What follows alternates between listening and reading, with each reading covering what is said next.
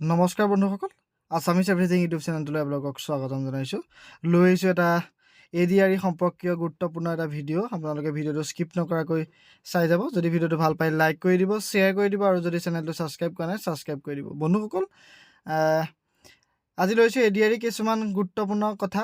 ADREত কি নিয়ম আপোনালোকে উলংঘন কৰিব, কি বস্তু লৈ নাযাব, তাৰ ওপৰত এটা শ্বৰ্ট ভিডিঅ' বনাই থৈছিলোঁ। তথাপিতো মই এটা লং ভিডিঅ' যোগেদি দিছোঁ। OMR শ্বীটখন কেনেদৰে পূৰাব সেই বিষয়ে মই আপোনালোকক শুদ্ধ এটা অনুধাৱন আপোনালোকক দিবলৈ চেষ্টা কৰিম। আপোনালোকে ভিডিঅ'টো চাই যাওক। এতিয়া বন্ধুসকল, ADRE যিটো পৰীক্ষা অনুষ্ঠিত হ'ব তাত আপোনালোকে ইলেক্ট্ৰনিক্স গেজেট একো নিব নোৱাৰিব। মোবাইল ফোন, কেলকুলেটৰৰ পৰা স্মাৰ্ট বেণ্ড, স্মাৰ্ট ৱাটছৰ পৰা একো নিব নোৱাৰিব। গতিকে সেইখিনি আপোনালোকে সাৱধান হৈ থাকিব। কোনো ধৰণৰ আপোনালোকে পইচা সৰহ এমাউণ্টত নিব নোৱাৰিব। ন্যূনতম এমাউণ্টৰ কেছ নিব পাৰিব। ডেবিট কাৰ্ড, ক্ৰেডিট কাৰ্ড আপোনালোকে নিব পাৰিব, কিন্তু পৰীক্ষা হললৈ যাওঁতে আপোনালোকে এডমিট কাৰ্ডৰ লগত এটা ফটোযুক্ত পৰিচয় পত্ৰ লৈ যাব লাগিব, আধাৰ কাৰ্ড বা ভোটাৰ কাৰ্ড। এইটো মনত ৰাখিব। আপোনালোকে এইখিনি লৈ যাব। ব্লু আৰু ব্লেক দুটা পেনৰ ভিতৰত যিকোনো এটা লৈ যাব বা দুইটাই লৈ যাব পাৰিব আপোনালোকে। এতিয়া মই OMR শ্বীটখন দেখুৱাইছোঁ। OMR শ্বীটখন এনেধৰণে আহিব। ইয়াত আপোনালোকে নেম অফ দ্য কেণ্ডিডেট বুলি আহিব। ইয়াত হয়তো নেমটো আপোনালোকৰ আহি যাব পাৰে। যদি আহি নাযায় আপোনালোকে ইয়াত কেপিটেল লেটাৰ লিখিব লাগিব। মই এখন এটা ডেমো এখন OMR শ্বীট মই আপোনালোকক দেখুৱাই দিছোঁ। জাষ্ট আপোনালোকক এটা আইডিয়া দিব বিচাৰিছোঁ। হয়তো বহুতে OMR শ্বীটত এক্সাম দিছে, কিন্তু বহুতে হয়তো নাই দিয়া। তাৰ মাজত তেওঁলোকৰ কাৰণে এই গুৰুত্বপূৰ্ণ ভিডিঅ'টো লৈ আহিছোঁ, যাতে তেওঁলোকে বুজি পায় কথাটো। কেণ্ডিডেটৰ নামটো হয়তো লিখা আহিব পাৰে ADRE পৰীক্ষাত, কিন্তু যদি লিখা নাহে আপোনালোকে ইয়াত কেপিটেল লেটাৰ লিখিব লাগিব। দেখিছেনে? এনেদৰে লিখিব লাগিব। লিখাৰ পিছত আপোনালোকে যিটো ৰোল নাম্বাৰটো দেখিছেনে? ৰোল নংটো আপোনালোকে লিখিব লাগিব। ধৰক যদি 1 হয় 1 লিখিব লাগিব। তাৰপিছত 2 হ'লে 2, 3 নম্বৰটো আহিলে 3, এনেধৰণে ভৰাব লাগিব।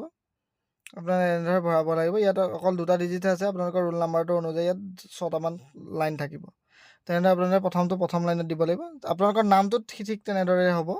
ৰোল নাম্বাৰটো আপোনালোকে চিৰিয়েল ৱাইজ দিব লাগিব। তাৰপিছত আপোনালোকে ছেট নাম্বাৰটো আহিব। ছেট নাম্বাৰ ABCD ইয়াত 1 2 3 আছে। ABCD এনেকৈ 4টা ছেট থাকে। আপোনালোকে যিটো ছেট নাম্বাৰ কুৱেশ্যন পেপাৰটো চাই ল'ব। ছেট নাম্বাৰটো ইয়াত আপোনালোকে A হ'লে A ভৰাব, B হ'লে B ভৰাব, C হ'লে C ভৰাব। তাৰপিছত আপোনালোকৰ নামটো যিটো ভৰাব লাগিব, মই সেইটো আপোনালোকক দেখুৱাই দিছোঁ। নাম, সেই নামটোত আপোনালোকে প্ৰথমতে যদি আপোনাৰ নাম ধৰক আদিত্য হ'লে A হ'লে প্ৰথম আখৰটো A, 2 নম্বৰ আখৰটো D দেখিছেনে? Dত মই ৰাউণ্ড কৰি দিছোঁ। এনেদৰে আপোনালোকে সৰু কৰি নিদিব, খালি মানে ধৰক গোটেইটো আপোনালোকে ব্লেক কৰি দিব লাগিব। আধাখনীয়া কৰি যাব নোৱাৰিব। মই ইয়াত লেপটপত দেখুৱাব পৰা নাই, সেইকাৰণে আপোনালোকক ভালকৈ মই আপোনালোকক আইডিয়াটো দিছোঁ। তাৰপিছত ADI, I হ'লে 3 নম্বৰটো I আছে। 4 নম্বৰটো T, আপোনালোকে 4 নম্বৰটো T দি দিছোঁ। আপোনালোকে ভুল নকৰিব এইখিনি কৰোঁতে। তাৰপাছত আছে Yটো, তাৰপাছতে Yটো আহিব। Yটো আপোনালোকে ব্লেক কৰিব লাগিব। গোটেইটো ব্লেক কৰি দিব। অকণমান বগাও মাজত থাকি নাযায়, যাতে বাহিৰ হৈ নাযায়, যাতে বাহিৰ হৈ গ'লে কিন্তু ৰিজেক্ট হৈ যাব। তাৰপিছত YA আছে, Aটো আপুনি আকৌ দিব লাগিব। কিন্তু যি নম্বৰত আছে সেই নম্বৰত আপোনালোকে Yটো দিব লাগিব। ঠিক আছে? এনেদৰে আপোনালোকে নিজৰ নামটো আপোনালোকে ভৰাব লাগিব। চাব যাতে ৰাউণ্ডটোৰ পৰা বাহিৰ হৈ নাযায়, ৰাউণ্ডটোৰ মাজত যাতে বগা অংশ থাকি নাযায়। আপোনালোকে সম্পূৰ্ণ কৰি ল'ব। তাৰবাবে আপোনালোকে প্ৰথমতে ৰাউণ্ডটোৰ চাৰিওফাকে এবাৰ পেনেৰে ৰাউণ্ড কৰি ল'ব। ৰাউণ্ড কৰি আপোনালোকে গোটেইটো ব্লেক কৰি দিব। ফালি নিদিব একেবাৰে। ধৰক এতিয়া মই যিটো দেখুৱাইছোঁ দেখিছেনে? এইটো এনেকৈ পূৰাইছোঁ, কিন্তু মাজতে বগা থাকি গৈছে। সেইটো আপোনালোকৰ কুৱেশ্যনটো আনচাৰটো আপোনালোকে শুদ্ধকৈ দিলেও কম্পিউটাৰ এইটো ভুল বুলিয়ে ক'ব। কোৱাৰ লগে লগে আপোনালোকে 0.25 এটা মাইনাছ খাব। আৰু এনেকুৱা ধৰণৰ 4টামান যদি এনেকুৱা ধৰণৰ মিষ্টেক হৈ যায়, আপোনালোকে 1 নম্বৰ হেৰুৱালে। কুৱেশ্যন আনচাৰটোতো ভুল হ'বই। সকলোৱে ভুল নহ'ব বুলি নকওঁ, ভুলটো হ'বই। ভুল হ'লেতো নম্বৰ যাবই। কিন্তু শুদ্ধ উত্তৰতো আপোনালোকে যদি এইখিনি ভুল কৰে, ধৰক ৰাউণ্ড কৰিব লাগিছিলে, মাজতে অকণমান থাকি গ'ল, বাহিৰ হৈ গ'ল, তেতিয়া আপোনালোকে শুদ্ধ উত্তৰ দিলেও আপোনালোকে নম্বৰটো হেৰুৱাব। কিন্তু এইখিনি বা আপোনালোক সাৱধান হৈ থাকিব। এইখিনি খুব সাৱধানে আপোনালোকে ৰাউণ্ড কৰিব। ব্লেক পেনে ৰাউণ্ড কৰিব যিমান পাৰে, আৰু বল পেন ইউজ কৰিব। জেল পেন ইউজ নকৰিব, বল পেন ইউজ কৰিব। ফুটাই নিদিব। ৰাউণ্ড কৰি এনেকুৱা নহয় যে একদম ৰাউণ্ড কৰি ফুটাই দিব লাগিব। ফুটাই নিদিব। ফুটাই দিলে আকৌ OMR শ্বীটখনেই ৰিজেক্ট হৈ যাব। গতিকে এইটো সাৱধান হ'ব আপোনালোক। ছাইডতে এটা দিছেনে কাৰেক্ট আৰু ৰং মেথড বুলি 2টা অপশ্যন আছে, দেখুৱাই দিছোঁ।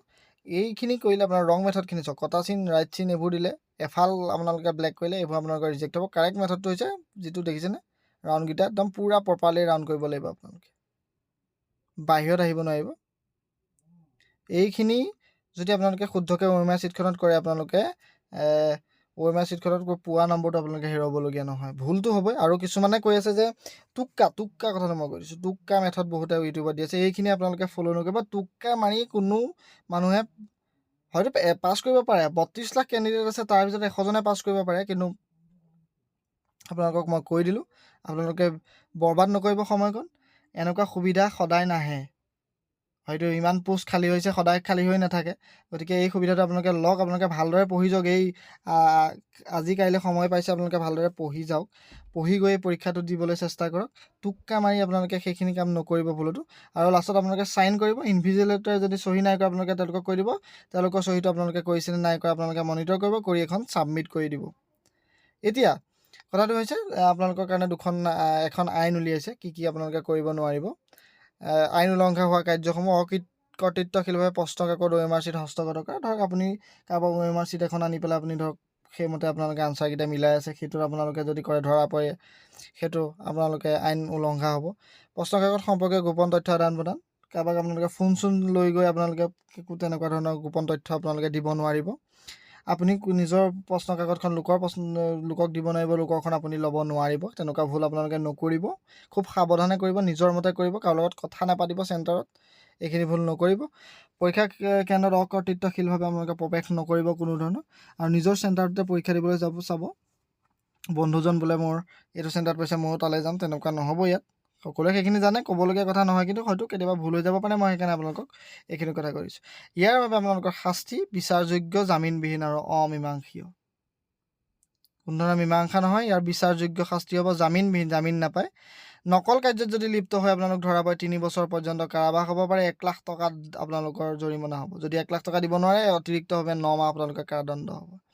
কুচক্ৰ আৰু নকল যদি আপোনালোকে যোগান ধৰিছে, ধৰক কিবা পৰীক্ষা হলত আপোনালোকে কুচক্ৰ কৰিছে, তেতিয়া আপোনালোকৰ 10 বছৰ জেল হ'ব, 10 কোটি টকা জৰিমনা হ'ব। 10 কোটি টকা মনত ৰাখিব। নকল কাৰ্যত লিপ্ত বুলি প্ৰমাণিত হ'লে 2 বছৰৰ কাৰণে আপোনালোকে নিযুক্তি পৰীক্ষাত কোনো ধৰণৰ পৰীক্ষাত আপোনালোকে অৱতীৰ্ণ হ'ব নোৱাৰিব। আৰু পৰীক্ষকৰ ক্ষেত্ৰত কুচক্ৰান্ত আৰু নকলক যদি আপোনালোকে সুবিধা দিছে, তেতিয়াহ'লে আপোনালোকে 10 বছৰ জেল, 10 কোটি টকা জৰিমনা হ'ব পাৰে। আৰু পৰীক্ষা কৰ্তৃপক্ষৰ সৈতে কুচক্ৰত জড়িত থকাসকলক অসৎ পন্থাৰে যদি সা সম্পত্তি অৰ্জন কৰিছিলে, তেওঁলোকৰ গোটেই সম্পত্তি বাজেয়াপ্তকৰণ কৰা হ'ব। গতিকে এইখিনি খুব এটা ষ্ট্ৰং, খুব ডাঙৰ এটা আইন অসম চৰকাৰে লৈ আহিছে ADREক লৈ। গতিকে এইখিনি আপোনালোকে খুব সাৱধান হ'ব। আৰু লগতে টোক্কা মৰাৰ কথাটো ক'লোৱে, আপোনালোকে টোক্কাটো আপোনালোকে মাৰাটো মাৰিবই বহুতে, কিন্তু হ'লেও আপোনালোকে নিজৰ মগজৰ পৰা কৰিবলৈ চেষ্টা কৰিব। এনেকুৱা সুবিধা আপোনালোকে বাৰে বাৰে নাপায়। আৰু সেয়েহে পৰীক্ষাটো আপোনালোকে চিৰিয়াছলি দিবলৈ চেষ্টা কৰক। সকলোৱেতো নাপায় পৰীক্ষা, সেইটো জানেই, সকলোৱে চাকৰি নাপায়, কাৰণ 12,000 কিমানটা পোষ্ট আছে, তাৰে 32 লাখে এপ্লাই কৰিছে।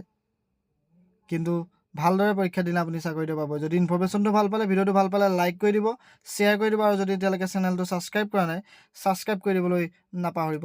ধন্যবাদ।